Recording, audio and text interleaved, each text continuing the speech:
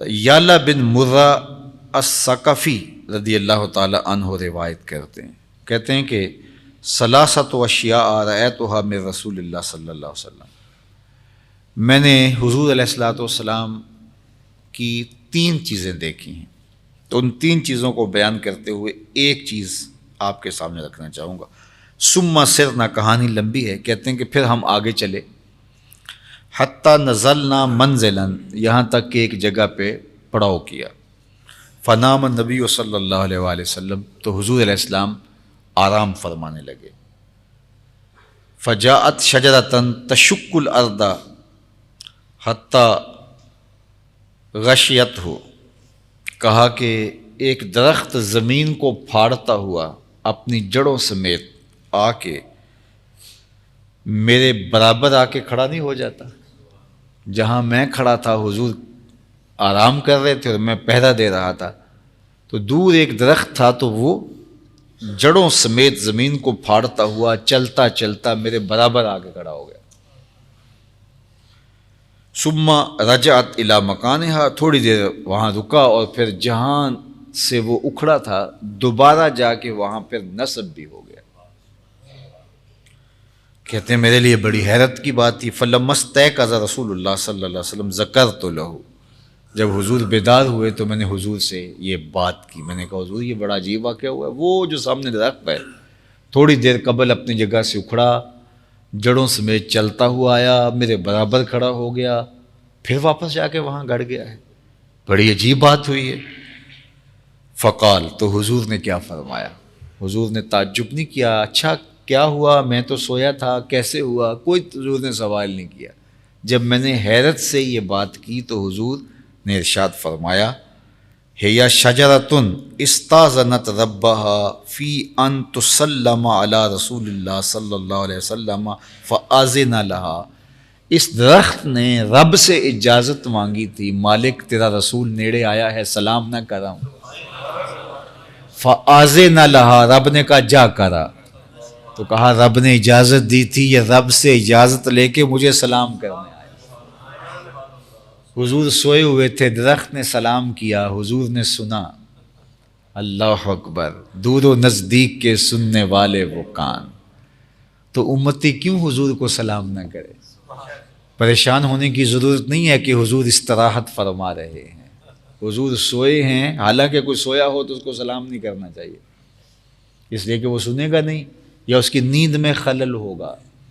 اس لیے آداب ہیں کہ کوئی بندہ سویا ہوا ہو تو اس کو سلام نہیں کریں گے، اس لیے کہ وہ سویا ہوا ہے تو فائدہ کوئی نہیں، سن نہیں پائے گا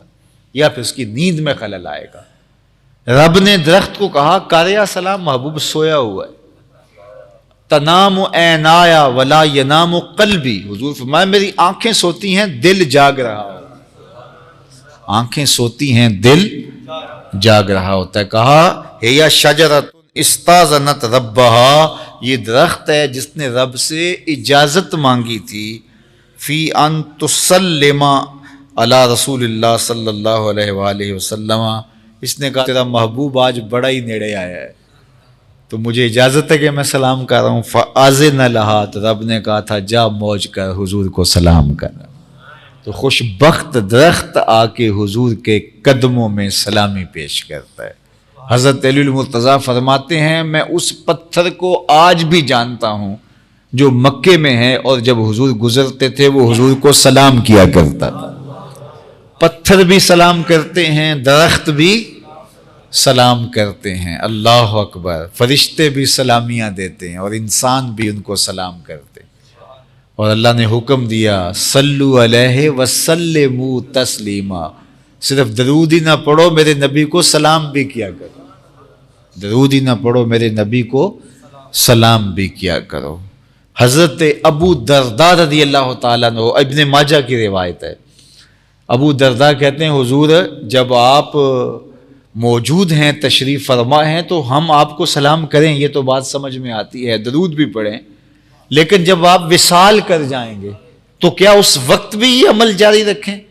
تو حضور نے کیا ارشاد فرمایا، ان اللہ حرم علی الارض ان تاکل اجساد الانبیاء فنبی اللہ حی یرزق فرمایا اللہ نے مٹی کو حرام کر دیا ہے کہ نبیوں کے جسموں کو کھائے، نبی قبروں میں زندہ ہوتے ہیں اور ان کو رزق بھی دیا جاتا ہے،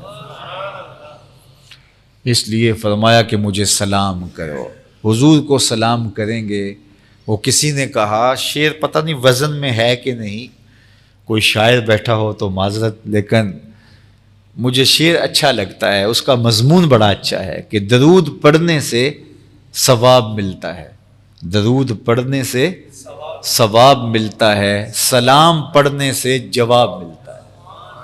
سلام پڑھنے سے جواب ملتا ہے۔ امام غزالی نے تو یہاں تک کہا کہ یہ جو نماز میں پڑھتے ہو نا، السلام علیکہ ایھا النبی، یہ جو نماز میں پڑھتے ہو، اے نبی آپ پر سلام ہو، ایھا النبی کا یہی معنی ہے نا،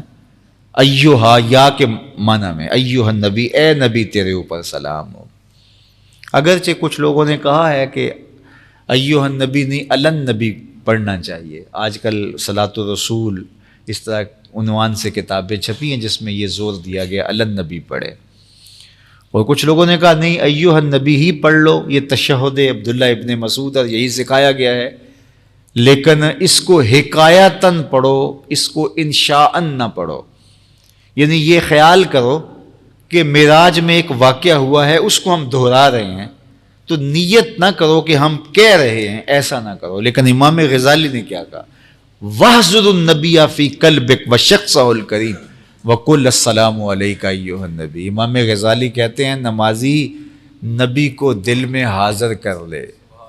جب نقشہ جم جائے، تصور جم جائے، پھر کہنا آقا تیرے اوپر سلام۔